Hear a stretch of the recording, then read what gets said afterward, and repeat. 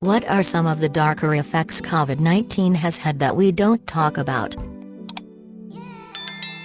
911 dispatcher for a small town here. The amount of domestic violence calls I have taken has skyrocketed. It's beginning to seriously drag me down and exhaust me. I also help the local programs try to get food to families with kids. I broke down when I realized some kids only get food at school. I work as a school bus driver, and it has been an interesting experience thus far. The pandemic closed things down in March, and lasted into summer, when a lot of kids would usually have summer school. I had been out of work since March when schools had closed their doors, and was eager for some kind of work to do. Over the summer, many drivers including myself would come to work, get our bus ready, head to a school and pick up numerous coolers full of school-grade lunches, and head into various neighborhoods, church parking lots, and apartment complexes to hand out these lunch kits to kids who were not able to get their meals from school because of the pandemic. It pained me more than I had ever felt being a school bus driver when many of these kids would come up to the bus alone, and thank me for bringing them the one meal they would have for the day, before walking back home and often sharing what they had with siblings who were too young to come out. I gave out extras to the kids I knew were taking care of others, and thankfully we never had a day where we ran out of lunches to give to them, but I will never forget the hardships I observed of these kids and how much extra perspective the pandemic gave me into their day-to-day lives. How much hearing impaired people were affected. My mother, who wears hearing aids, also depends on reading lips, especially in louder, busier areas. Hearing aids can have trouble sorting through complex noise situations. You can imagine what happened when everyone covered their mouths. Now she's more isolated than ever. Since then, I've ran into a coworker who is also hearing impaired but doesn't want to return to office because while she can read lips on Zoom, she won't be able to if we mask up in person. They were an invisible casualty of this pandemic. Edit. The response to this has been more than I expected. If anyone has links to their favorite organizations to donate to help the hard of hearing, please share them. I hope the stories below help us all be a little more empathetic to each other. Thanks. I haven't heard a lot of people talk about it, but I still have survivor's guilt. The guy in recovery next to me passed away in the middle of the night. We had our hospital dinner hours before and we had a great conversation. As just before we went to sleep he said, "Hey, I really like you, man. Once we get out of here let's get actual dinner."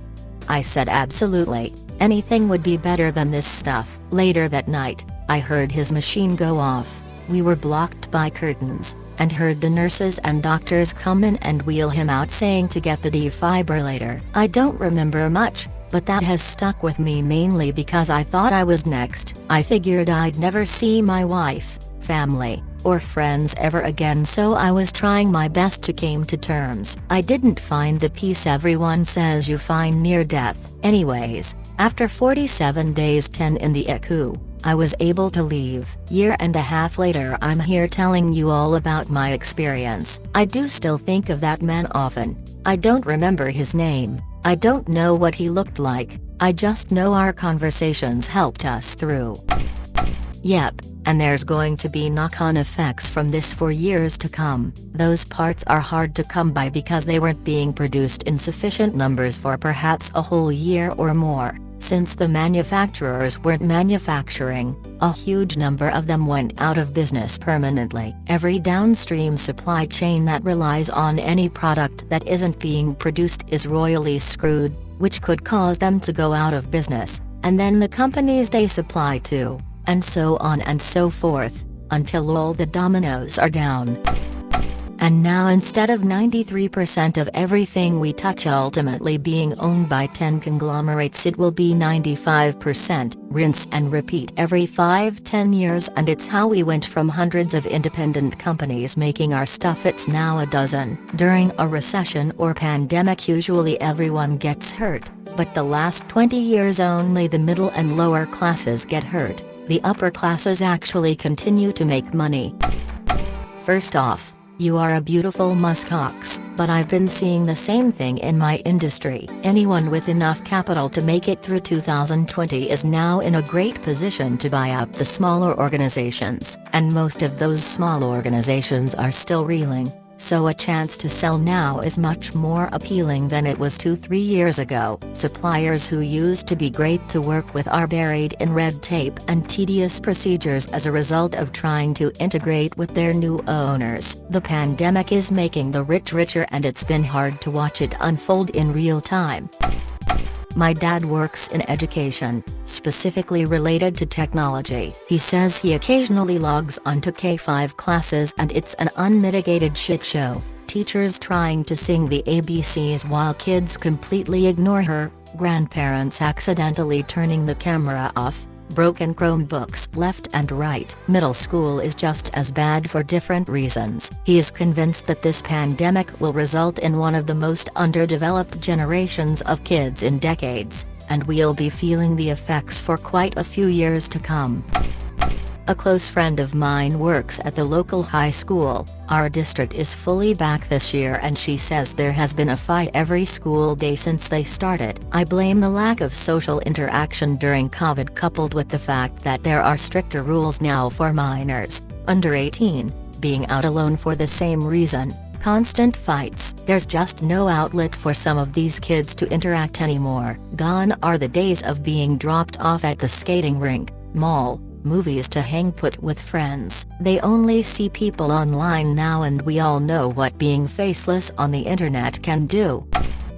Less cancer and other serious diseases diagnosed and treated. Less needed surgeries performed because of the hospital staff being reassigned to COVID wards. Less referrals written to not overwhelm specialists. In-person health services becoming harder to reach, so less conditions like skin cancer diagnosed. The health of all of us suffers, not only those affected by COVID.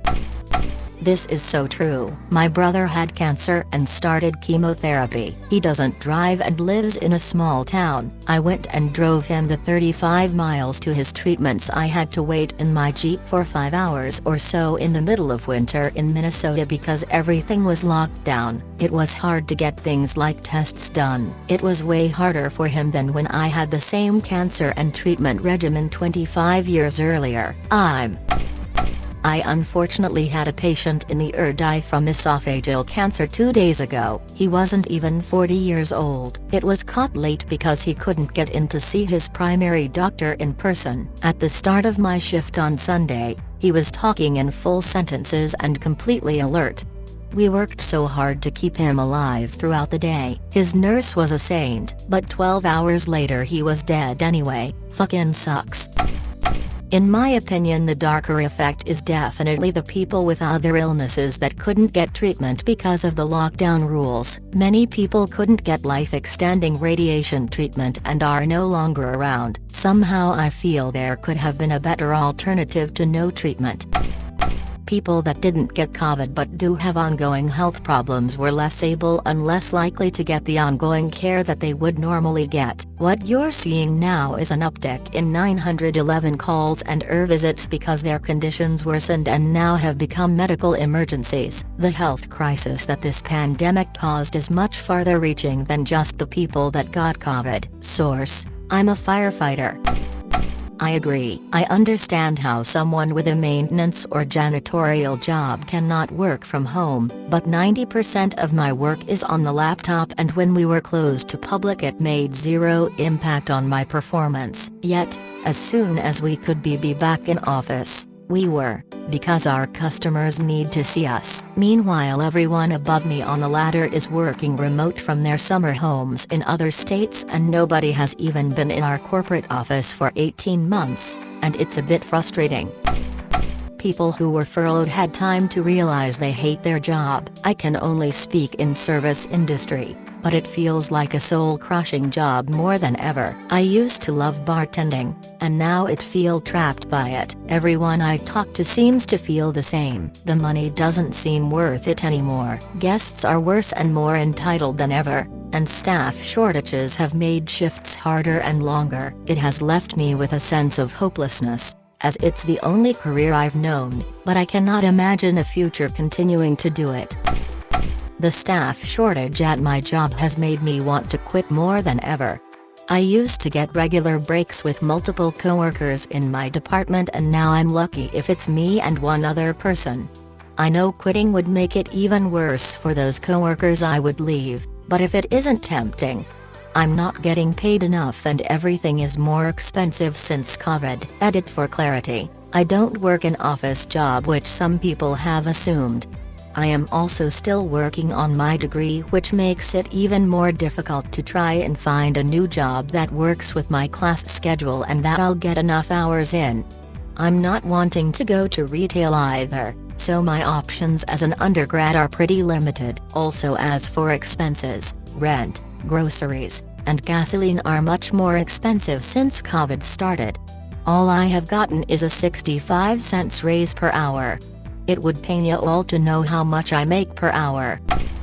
It got so bad where I worked, they're pinching pennies so much that they made the call to continue working despite a gas leak 2 feet away from an open flame. I confronted the manager about it and he screamed at me and told me to leave if I didn't feel safe. I called the emergency hotline at the gas company and they evacuated the whole building and it was fixed in an hour. They ended up firing me and I was one of their best employees among a skeleton crew. Yes, I reported them to OSHA. No, it probably won't do anything. Yes, the restaurant was filled with customers. Yes, the gas worker's meter went off as soon as he opened the door. No, they didn't give a reason for firing me even though I requested one. Yes, I know it's illegal to operate a business during an explosion hazard. No, there's not much you can do about it.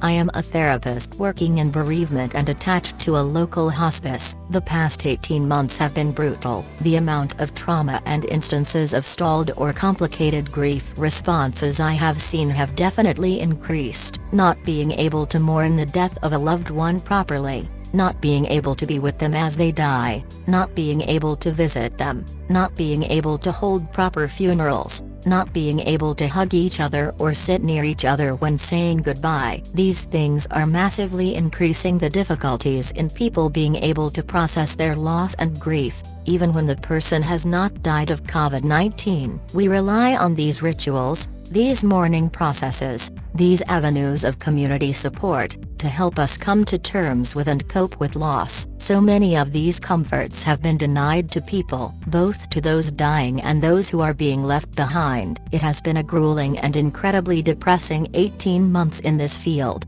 and I believe that we are going to see a huge amount of unresolved trauma and complicated grief over the next few years. Edit, grammar.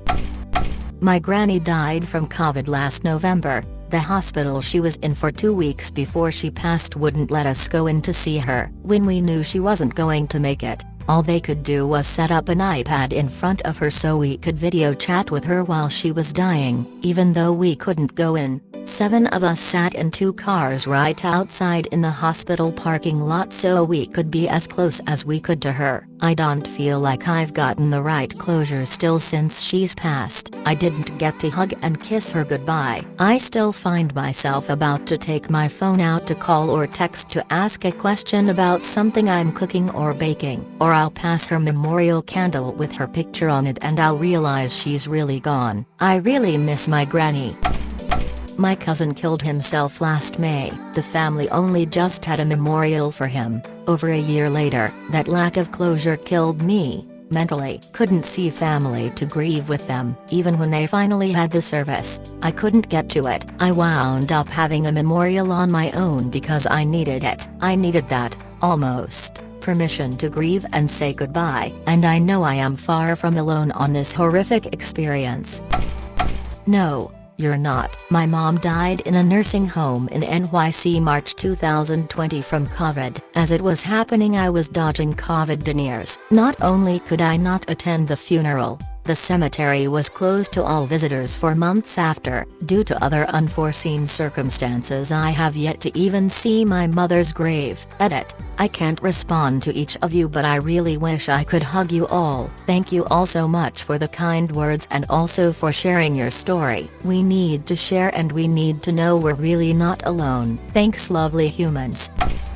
My dad died in June last year of cancer. He died at home so we could be with him, and his wife and his 3 kids were there, but no one else was able to be in the house, and saying goodbye through a window is not right. No memorial service, no hugs from our large family, and worst of all, when you die in such a hard year for everyone, it feels as if he's been forgotten. I know he was loved widely and deeply, but he's just gone and there is so little to remember him by, and my family and community have their own problems right now. I hate this feeling, like a giant felon no one seems to care or notice. I'm so sorry for both your losses, a loss from suicide and a loss from COVID. Both sound so awful in their own ways. For what it's worth, I am thinking of you. My husband's mother and brother both died just before everything locked down. They didn't die from COVID, but they were the last of my husband's immediate family. Everything shut down the day after the memorial service, which sadly was my son's 16th birthday. It seems odd to say this, but for the sake of my husband's well-being, I am glad they died when they did. The circumstances were odd enough as it was, and I think my husband would have had a more difficult time without having the funeral. That said, my husband drives around with the ashes of his 2 brothers and his mother in the trunk of the car. I have presented him with several different options to place them, but he has low-key rejected them by saying, "Thanks, I'll think about it," and the ashes stay in his car. I have tried to get him into grief counseling, but he won't go. In the beginning, all these animals were snatched up from the shelters for adoption or foster in my area. Now people are going back to work and school and don't have time for these animals. Some didn't really think about what pet ownership would be like and no longer want them since they're out of the cute baby stage. People are dying from COVID and families are sending their animals to the shelter. People are losing their homes and need to move in with family or into a new place that doesn't allow their pet. They can't afford housing, let alone food. Eviction moratorium schmarian. People were getting kicked out of their places still. I've heard many say they couldn't get their pet fixed because the vets were closed, so they accidentally got pregnant and no longer know what to do with the offspring. Shit sucks. The amount of time it takes me to remember what I had to eat earlier today, or what I've done this week, scares me. I pride myself on having a sharp memory, but that only ever applies to video games anymore. That's such a sad thing, that the only thing that catches my interest enough to commit it to memory anymore is a bunch of pixels on a screen that ultimately mean nothing. That being said, playing video games with friends has kept me in a better spot mentally than many others. Scrolled down looking for this one. I feel relatively certain that supply chain disruptions are basically going to be the norm from now on. I work in a field adjacent to supply chain management, and there's an entire orthodoxy that's been built up over decades about the value of leaning out your supply chain and minimizing inventory costs and using just-in-time delivery. All of this is built upon a set of assumptions about the world that COVID exposed to be a complete unsustainable fabrication. We're going to be dealing with the after effects of COVID on the global supply chain for years after the pandemic eases, and we'll end up dovetailing right into climate change upending norms all over again. Some companies and industries might adjust eventually, but you're overturning decades of established practice. It's going to be in fits and starts. As a personal consumer, I think it's better to hedge your bets and just expect there to be ongoing, unpredictable disruptions in the availability of oddly specific things from now on. It's obviously not as dark as the long-term effects of COVID on health or education, but the impact is going to be just as widespread. Not top, but fellow educator, the first category would be physical or sexual abuse, verbal abuse, threats against physical safety, constant screaming or cruel insults, and, more rarely, emotional abuse. I say more rare because in my experience, that's both the hardest for DCS or CPS to prove and the hardest to make sound believable on a report. As sad as that is to say, the second category would be neglect, lack of adequate food, housing, clothing, or other care. Parental drug dependency usually falls in this category, among other things. Edit because this is more visible than I thought it would be. If you want to help kids in your community, Remember that, in many states, any adult with knowledge or suspicion of child abuse can make a report to the responsible agency in your state. You can remain anonymous while making your report as well. Some of the most heinous cases of abuse aren't reported by teachers, but by neighbors, family friends, fellow churchgoers, etc.